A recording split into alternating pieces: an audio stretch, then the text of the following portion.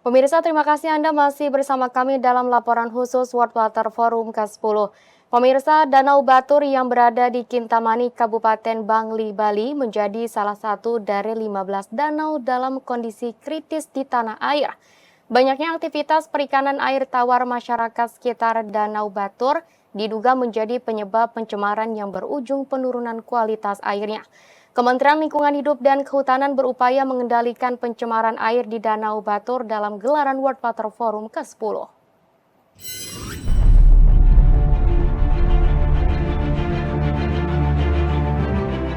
Danau merupakan salah satu sumber air penting baik untuk air minum, pertanian, perikanan, transportasi, dan energi yang dimanfaatkan tak hanya oleh manusia tetapi juga ekosistem di dalamnya. Untuk itu dalam melestarikan danau perlu perhatian terkait tata ruang yang komprehensif terkait batasan dan aktivitas di daerah badan danau dan daerah tangkapan. Danau Batur yang berada di Kintamani, Kabupaten Bangli, Bali menjadi salah satu dari 15 danau dalam kondisi kritis di tanah air. Saat ini sebagian danau Batur terancam rusak dan di tepian Danau Batur diduga sudah mengalami pendangkalan serta erosi. Banyaknya aktivitas perikanan air tawar masyarakat sekitar Danau Batur diduga menjadi penyebab pencemaran yang berujung penurunan kualitas air. Kementerian Lingkungan Hidup dan Kehutanan berupaya mengendalikan pencemaran air di Danau Batur dalam gelaran World Water Forum ke-10.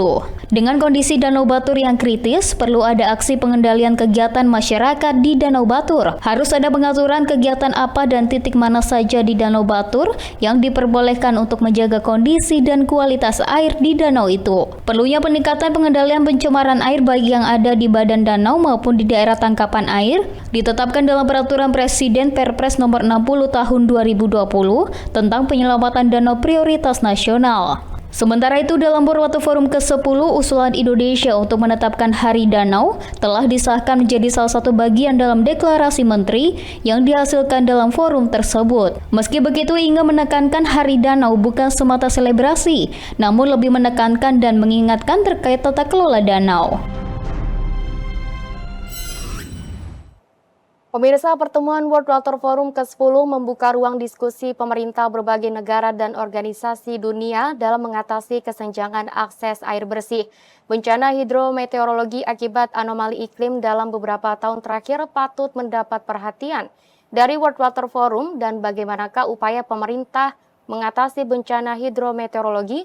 Berikut wawancara rekan kami Mona Azharinisak dengan Kepala BMKG Dwi Korita Karnawati. Ya pemirsa, saat ini berbagai negara di dunia terus melakukan upaya untuk mencarikan solusi dari permasalahan krisis air yang terjadi. Anomali iklim juga disebut menjadi salah satu faktor yang turut memperparah dampak dari kekeringan dan juga banjir. Dan di sini pemirsa pentingnya pengelolaan air berkelanjutan untuk bisa memitigasi dampak dari bencana hidrometeorologi. Dan untuk membahasnya pemirsa, saat ini saya sudah bersama dengan Kepala BMKG, Ibu Dwi Korita Karnawati. Halo Ibu, apa kabar? Baik Mbak, selamat sore. Assalamualaikum warahmatullahi wabarakatuh. Waalaikumsalam warahmatullahi wabarakatuh. Ibu, ini kita membicarakan mengenai masalah hidrometeorologi yang terjadi saat ini. Iya, bencana semacam hidrometeorologi. Ini apa hal yang dilakukan oleh pemerintah Indonesia khususnya Ibu untuk mengatasi permasalahan ini, Bu Korita? Jadi pemerintah Indonesia sebetulnya sudah berupaya untuk mengantisipasi tersebut, namun perlu untuk terus ditingkatkan upaya tersebut. Antara lain, sinergi antar kementerian, lembaga, dan seluruh pihak terkait, baik di pusat dan di daerah, ini perlu terus dipelihara bahkan diperkuat untuk mewujudkan kecepatan dalam mengantisipasi, bukan penanganan. Kalau penanganan berarti udah terlambat, tapi kecepatan dalam mengantisipasi, misalnya melalui upaya-upaya edukasi, upaya-upaya literasi, upaya-upaya untuk mengkomunikasikan risiko, ya, dan juga untuk memberikan peringatan dini. Nah, komunikasi risiko itu penuh tantangan. Jadi misalnya ada peringatan dini, ya. Peringatan dini dikomunikasikan mulai dari sebulan sebelumnya, lalu setiap minggu, lalu 3 hari sebelumnya, sampai sehari sebelumnya, 3 jam sebelumnya. Nah, tapi ini kan komunikasi risiko, ya. Nah, ini perlu dibarengi dengan upaya tadi edukasi dan literasi, artinya agar masyarakat dan seluruh pihak yang terkait itu bisa paham, oh ini resikonya, paham dan tidak salah paham. Jadi kadang-kadang seperti mengerti tetapi ternyata salah paham itu ya. Jadi paham kemudian memahami itu resikonya seberapa besar sehingga ada kewaspadaan dan juga ikut merencanakan sebelum kejadian. Itu sudah disiapkan. Apa yang harus dilakukan sebelum misalnya banjir lahar itu terjadi? Apakah sudah disiapkan jalur evakuasinya? Apakah sudah ada peta zona merahnya? Nah, itu sebetulnya sudah ada. Tapi mungkin kurang terkomunikasi sehingga saat peringatan dini benar-benar dikeluarkan, mungkin responsnya menjadi tidak seperti yang diharapkan itu. Jadi sudah berjalan ya, pemerintah pusat dan daerah, terutama pemerintah daerah itu juga memang masih ada yang belum maksimal, tapi juga cukup banyak yang sudah memahami dan berupaya. Namun itu tadi perlu latihan di lapangan agar tidak tergagap apabila benar-benar itu terjadi. Berarti dari pemerintah sendiri yang seperti Ibu sampaikan tadi sudah melakukan edukasi begitu Bu ya terkait dengan bedah. Perlu terus digalakkan dan benar-benar disiapkan di lapangan. Jadi edukasi oke, sudah dilakukan, tapi persiapan di lapangan ini yang menurut saya masih harus ditambahkan, ditingkatkan lagi agar kita nggak gagap. Kalau belum dilatih itu kan galau gitu. Apa benar harus lewat jalur ini? Kalau evakuasi kok gelap amat gitu ya. Nah itu yang masih harus ditingkatkan. Baik Bu Dr. kalau misalnya permasalahan dari bencana hidrometeorologi ini terus berlarut, Bu, dampak terparahnya seperti apa? Dan apakah ini bisa mengganggu rencana Indonesia Emas ini, Bu? Justru itu yang sebetulnya kami khawatirkan. Jadi dari hasil studi Organisasi Meteorologi Dunia yang dilakukan oleh para pakar iklim seluruh dunia, itu memprediksi dengan skenario terburuk. Skenario terburuk itu apabila manusia di bumi ini tidak berhasil menahan laju perubahan iklim ya, sehingga menjelang Indonesia Emas atau bahkan tidak lama lagi, katakanlah 5 tahun 10 tahun lagi akan terjadi krisis air di berbagai tempat di dunia. Jadi tidak harus menunggu Indonesia Emas. Nah, kemudian krisis air ini akan diikuti dengan krisis pangan. Nah, krisis pangan ini skenario terburuk diprediksi terjadi di tahun 2050. Nah, kalau Indonesia Emas 2045 dan di situ sudah terjadi krisis air dan segera akan mengalami krisis pangan, lalu kan itu sangat menakutkan. Dan itu yang harus kita antisipasi hari ini. Hari ini kita harus benar-benar menyadari ancaman ini sudah dekat. Bagaimana untuk mencegah terjadinya krisis air dan krisis pangan, ya kita harus berkomitmen tidak hanya di tingkat lokal, di tingkat nasional, tapi di tingkat dunia harus benar-benar menjaga perilaku kita, jangan merajalela, merusak lingkungan dengan merajalela. Jadi meskipun ada perubahan iklim, tapi perubahan iklim itu tidak bisa disalahkan begitu saja. Karena kenapa terjadi perubahan iklim?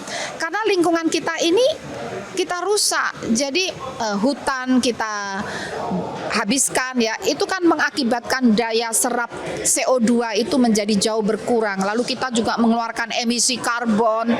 Jadi perubahan iklim itu sebenarnya kita juga yang menyebabkan. Sehingga kita harus merubah perilaku kita agar krisis yang sudah diprediksi itu tidak terjadi. Jadi semoga masih ada waktu, tapi harus benar-benar karena kita ini sudah waktunya tinggal sedikit. Jadi harus bertaubat ya, kemudian merubah perilaku, tidak merusak lingkungan, tidak menghasilkan limbah CO2, gas rumah kaca yang terus terjadi, itu akan terus mengakibatkan suhu bumi makin panas dan krisis air, keringnya sumber-sumber air juga makin terjadi, kekeringan di mana-mana, dan akhirnya krisis pangan akan terjadi. Dan itu tadi adalah disampaikan oleh Ibu bahwa berbagai hal negatif nantinya akan terjadi apabila kita terlalu abai begitu Bu ya untuk dan meneruskan kerusakan lingkungan ini, meneruskan menghasilkan gas-gas rumah kaca itu. Baik Ibu, terima kasih sudah memberikan edukasi juga kepada kita semua terkait dengan bagaimana masyarakat Indonesia berperilaku untuk bisa menghindari dampak buruk dari bencana hidrometeorologi. Terima kasih banyak Ibu. Dan pemirsa, itulah tadi wawancara singkat kita terkait dengan bagaimana BMKG dan juga pemerintah Indonesia terus melakukan upaya untuk bisa memitigasi bencana hidrometeorologi yang terjadi di Indonesia. Dan tentunya pemirsa, kita sebagai masyarakat harus turut mengawal dan juga membantu pemerintah dalam upaya memitigasi bencana hidrometeorologi tersebut. Pemirsa, masih dalam laporan khusus World Water Forum ke-10, pemirsa, Kepolisian Republik Indonesia menjadi tonggak pengamanan selama gelaran World Water Forum ke-10. Kepala Biro Penerangan Masyarakat Divisi Humas Polri Brigjen Pol Truno Yudo Wisnu Andiko menyatakan penyelenggaraan forum internasional ini berlangsung aman dan lancar berkat sinergitas antara Polri dengan TNI, Pas Pampres, Kementerian Lembaga terkait dan juga masyarakat Pulau Dewata.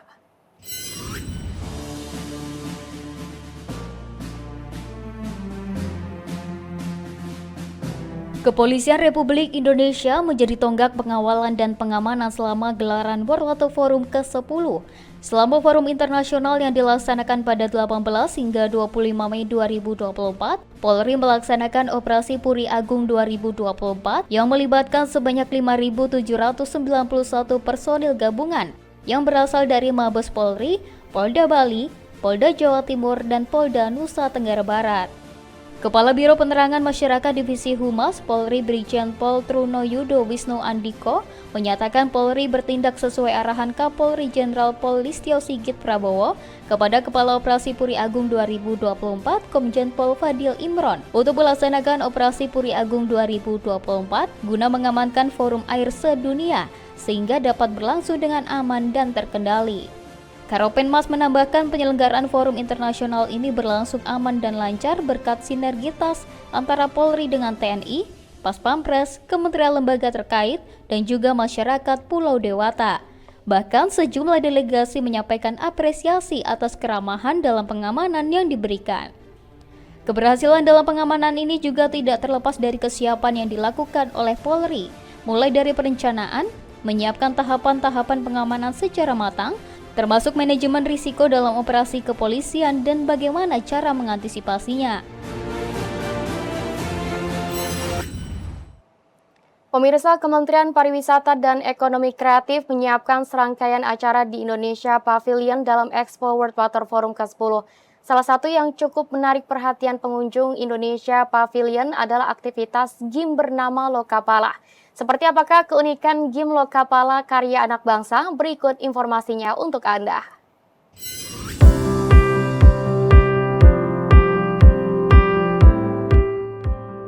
Lokapala merupakan sebuah game lokal yang dibuat Anantara Studio. Konsep game ini berbeda dengan game kebanyakan yang cenderung seragam pada bentuk karakter dan busana. Game Lokapala mengangkat tema kebudayaan dan cerita rakyat berlatar belakang kearifan lokal Indonesia. Sentuhan kearifan lokal Indonesia terlihat jelas dalam nama karakter, senjata, busana, nama tempat, dan nama jurus yang diambil dari cerita rakyat dan makhluk mitologi budaya Indonesia seperti Garuda hingga Bagong. Tidak hanya itu, ornamen budaya seperti batik, tenun, keris, patung, dan candi turut divisualkan dengan apik dalam game. Nama game Lokapala sendiri diambil dari bahasa Sanskerta dengan loka yang berarti dunia dan pala yang berarti penjaga. Sejak diluncurkan pada tahun 2020, game Lokapala telah menarik perhatian gamers tanah air dan internasional. Antusias masyarakat yang tinggi diharapkan Kemenparekraf industri game tanah air semakin berkembang dan dapat bersaing dengan negara lain. Jadi Lokapala ini adalah salah satu game lokal MOBA pertama buatan Indonesia yang dibuat oleh Anantarupa Studios, yaitu adalah karya anak bangsa. Nah, Untuk di Lokapala ini mengambil dari cerita-cerita rakyat dan juga budaya di Indonesia. Jadi untuk supaya anak-anak bangsa itu makin tahu tentang budaya dan tentang cerita rakyat yang ada di Indonesia, jadi dikembangkan dalam bentuk game karena anak zaman sekarang itu kan sangat suka bermain game seperti itu.